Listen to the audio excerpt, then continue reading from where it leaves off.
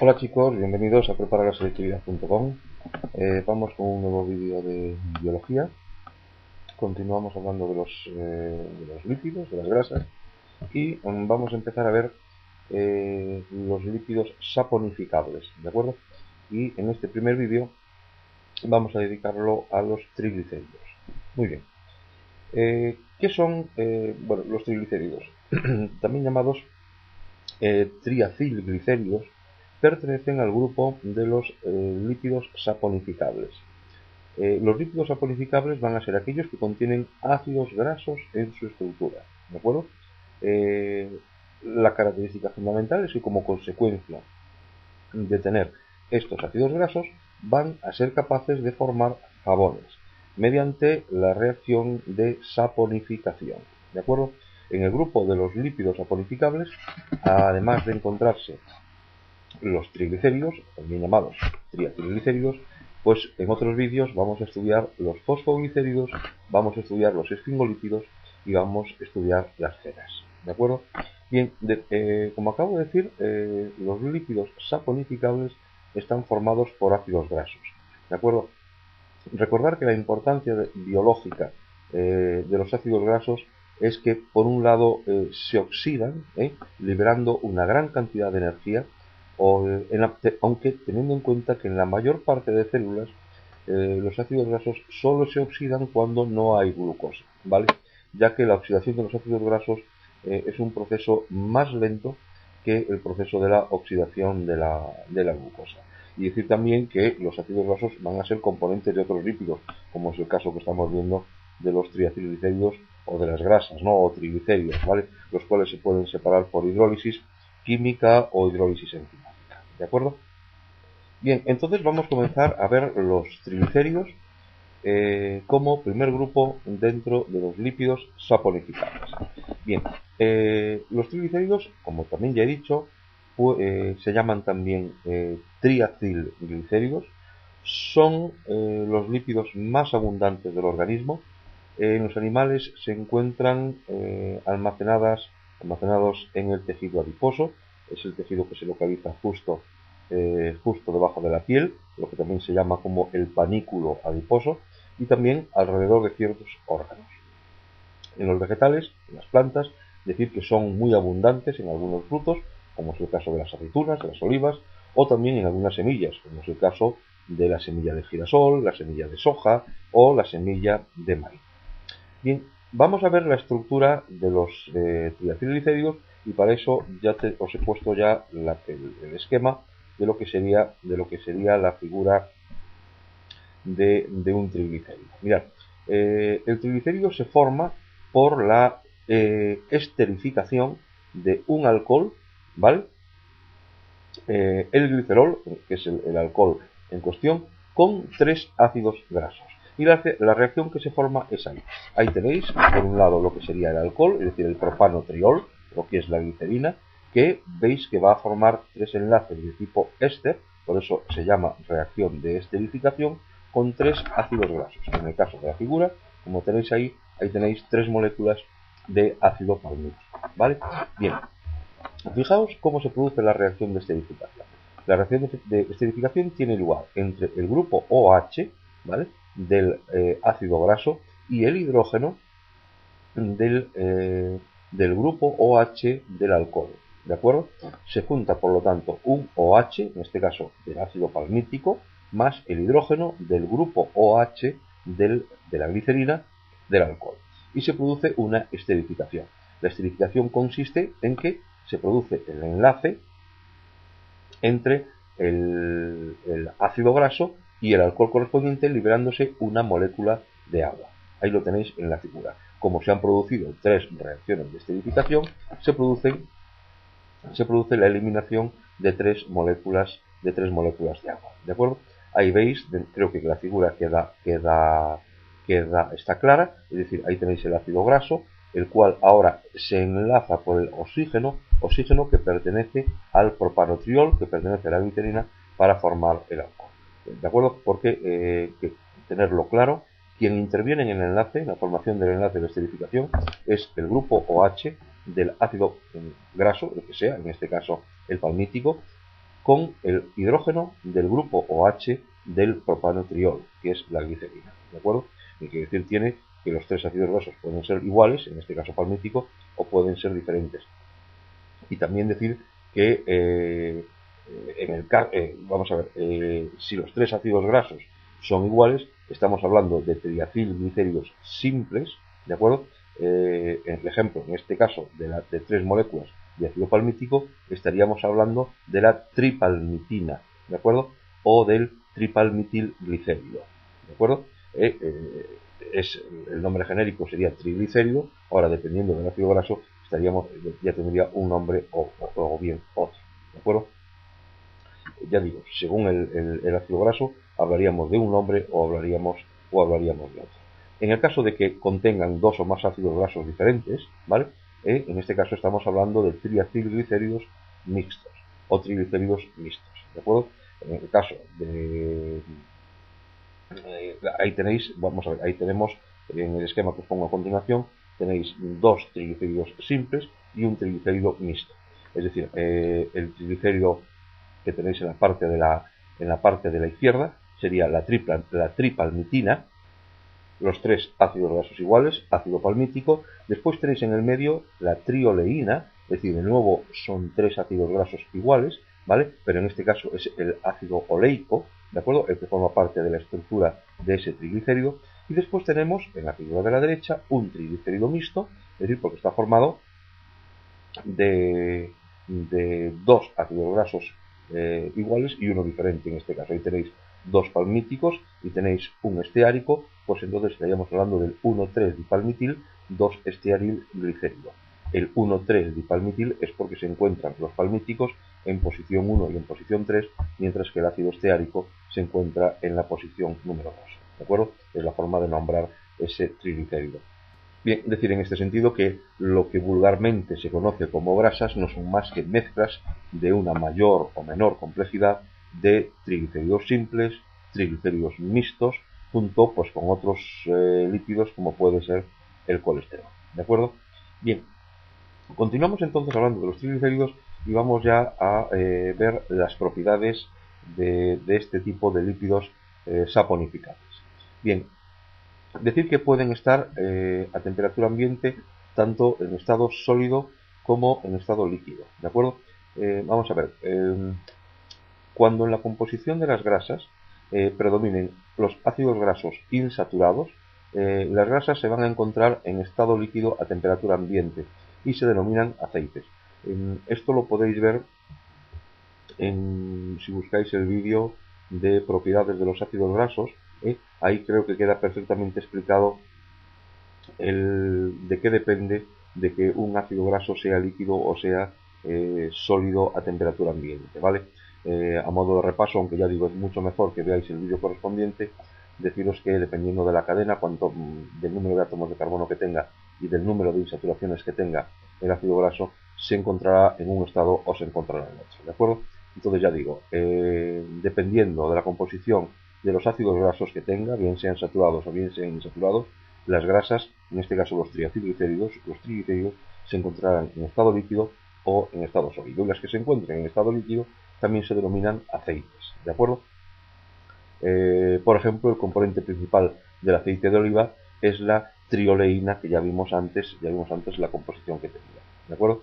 Los aceites, estos que estamos viendo, los que se encuentran en estado líquido a temperatura ambiente, se van a encontrar en las plantas o en los peces, ¿vale? Si por el contrario lo que predominan son los ácidos grasos saturados, ¿de acuerdo? Las grasas son sólidas a temperatura ambiente. Es el caso, por ejemplo, de los sebos, que es la grasa de la vaca, o las mantecas, que son las grasas del cerdo, ¿de acuerdo? Para que lo sepamos, para que lo sepáis, el componente principal del sebo es la triestearina, es decir, el ácido esteárico, ¿de acuerdo? Estas se encuentran en los animales homeotermos. Bueno, recordar que los animales homeotermos son aquellos que mantienen la misma temperatura corporal independientemente de la temperatura del medio ambiente, ¿vale? Bien, otra propiedad, continuando con este tema, con este apartado, las propiedades de los triglicéridos, decir que por hidrogenación, los ácidos grasos insaturados de los aceites pierden los dobles enlaces, por lo tanto pasamos de ácidos grasos insaturados a ácidos grasos saturados, es decir, cuando un enlace doble se pierde, o decimos que se satura, es decir, la presencia de un doble enlace en un compuesto hace que ese compuesto sea un compuesto insaturado, mientras que si añadimos hidrógeno se pierde el doble enlace y por lo tanto se pierde esa insaturación y se convierte en un compuesto, como digo, saturado, ¿vale? Por lo tanto, el aceite pasaría a un estado sólido, ¿de acuerdo? Esta propiedad es la que se utiliza en la industria para fabricar pues, las margarinas a partir de los aceites bien animales o bien vegetales. Bien, otra propiedad de los triacilglicéridos es que son hidrófobas, es decir, son insolubles en agua, ¿vale? Bien, ¿a qué se debe? Se debe a que no tienen grupos polares que puedan unirse con las moléculas de agua. ¿Por qué? Porque recordar que quien podía producir la polaridad del ácido graso, quien podía producir la polaridad, en este caso del alcohol, es el grupo OH de la glicerina. Pero claro, recordar que el grupo OH de la glicerina no existe porque se juntó con el grupo OH del ácido graso para formar el enlace éster. Es decir, los grupos OH eran los que le permitían que los compuestos por separado, tanto el ácido graso como el glicerol, tuviesen características polares. Pero cuando se forma el enlace éster, lo que vimos antes, ocurre que se desaparecen los dos grupos OH.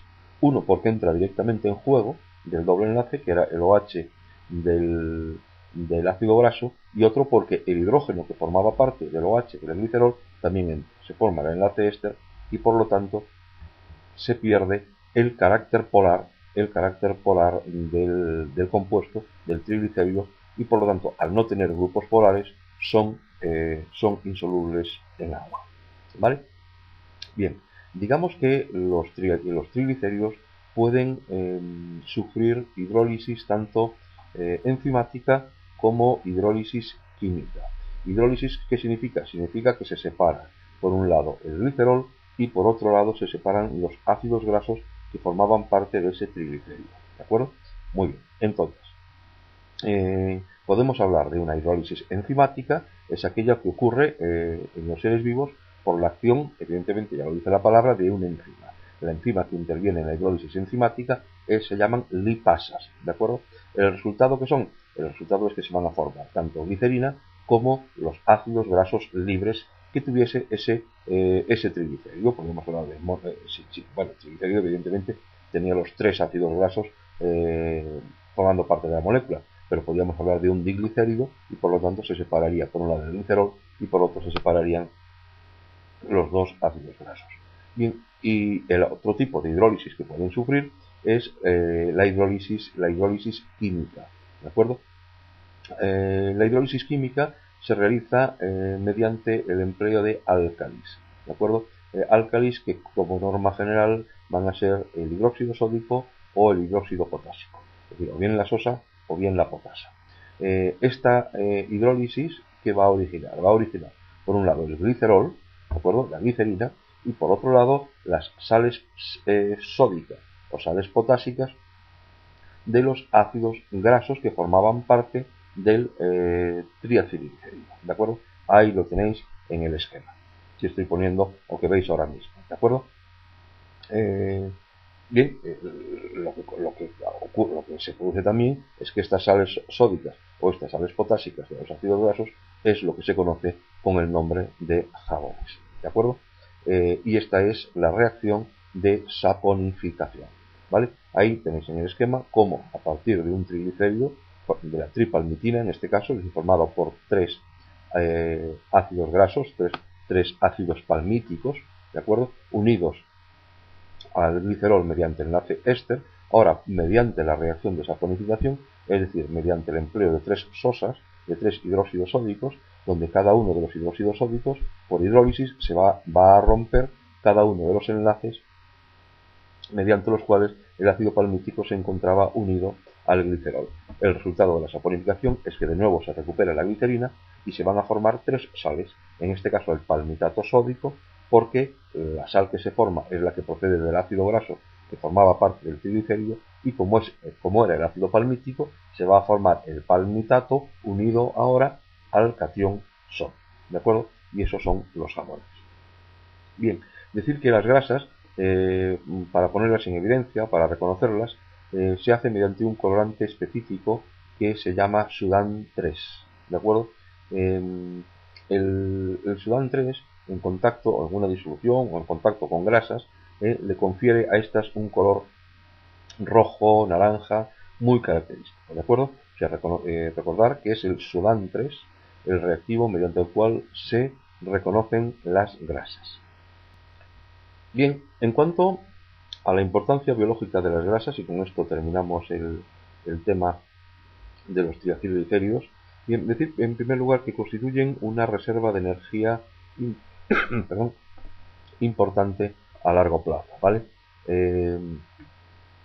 Ya estudiamos y estudiaremos y veremos en vídeos, ¿vale?, que la vía más rápida para que las células puedan obtener energía es la oxidación de la glucosa, la cual se va a almacenar en forma de almidón y de glucógeno, tanto en las plantas como en los animales, ¿de acuerdo? Es decir, que de entrada no se va a utilizar la reserva de grasa para obtener energía, porque eso procede de otro lado, ¿no? Procede tanto de la glucosa como puede por el que se reserva o que se encuentra tanto en el almidón o en el glucógeno, dependiendo del tipo de célula, bien sea animal o bien sea vegetal, ¿no? Sí, hablo de que cuando se necesita energía a corto plazo, lo que hace es la célula oxidar o utilizar la glucosa. Cuando esta baja es cuando se intentan emplear otros mecanismos para obtener esta energía, y en este caso estaríamos hablando es cuando ya se utilizan las grasas, ¿vale? En decir también, claro, que en los animales se va a formar poco glucógeno, ¿vale?, ya que la mayor parte de la energía se almacena en forma de grasas. Y lo hacemos y se hace por dos razones. Mira, primero, porque 1 gramo de grasa va a liberar, cuando se oxida, 9 kilocalorías. Es decir, algo más del doble de energía que se obtiene por la oxidación de 1 gramo de glúcido, que serían de 4 kilocalorías, al igual que 1 gramo de proteína, que también son 4 kilocalorías, ¿de acuerdo? Y por otro lado, decir que las grasas, por el hecho de ser hidrófobas, no retienen agua cuando se acumulan en las células. Sin embargo, el glucógeno absorbe mucha agua, almacenándose en forma hidratada, lo cual supone un mayor incremento de peso corporal, ¿de acuerdo? Por lo tanto, las grasas van a permitir almacenar una mayor cantidad de energía con menor incremento de peso corporal, lo que es importante para que el animal, ese ser vivo, no pierda movilidad. Es decir, si se quisiese almacenar la misma cantidad, el equivalente en energía a las grasas mediante glucógeno, al ser soluble en agua, lo cual hace que ese glucógeno coja mucha agua, se almacene con mucha agua, y el peso corporal aumentaría en mayor medida. ¿De acuerdo? ¿Está entendido bien? Entonces, el hecho de que el glucógeno no sea hidrófobo, ¿vale?, va a permitir que almacene agua, aumentando el peso corporal, mientras que la grasa, al ser hidrófoba, no retiene agua, se acumula en la célula, ¿de acuerdo?, pero sin que esto conlleve un incremento de peso corporal debido a la presencia de agua, ¿vale? Y terminamos diciendo que las grasas también van a actuar como un aislante térmico, es decir, son malas conductoras del calor, ¿vale? Las grasas almacenadas en el tejido adiposo subcutáneo van a evitar la pérdida de calor corporal, debido a que son malas conductoras del calor, ¿de acuerdo? De esta manera contribuyen a mantener constante la temperatura interna.